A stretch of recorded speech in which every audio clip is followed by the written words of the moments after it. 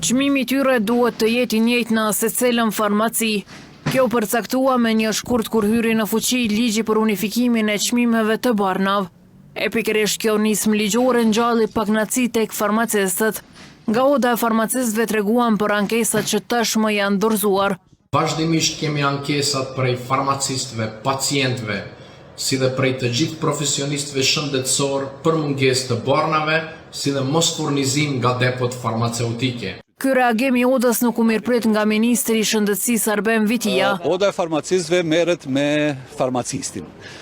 Unë çuditem akoma si oda e farmacistëve më shumë bëjnë zhurmë për çmime, që nuk është punë e tyre, sesa për të drejtat, për edukimin e vazhdueshëm profesional, edhe për ngritjen e dinjitetit edhe të integritetit të farmacistëve. Madje sipas të parit të shëndetësisë në vend, pakënaqësitë e kësaj natyre ishin të pritshme. Me hyrjen e fuqi të ligjit për çmimin e barnave do të ketë një tronditje të vogël në tregun e barnave. Mirë po na vetëm i kemi marrë të gjitha masat që mos ketë as telashe të mëdha e as mos të ketë probleme të cilat disa edhe mund t'i kenë të dëshiruar.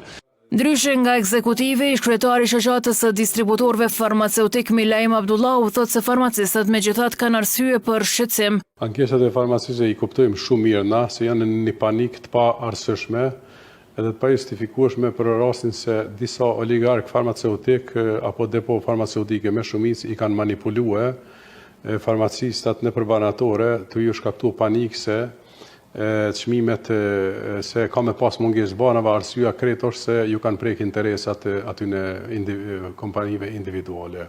Abdullahu konsideron që deri në prill situata do të qartësohet, ndërkohë inspektorati farmaceutik po vazhdon inspektimin në përbanaturët e vendit.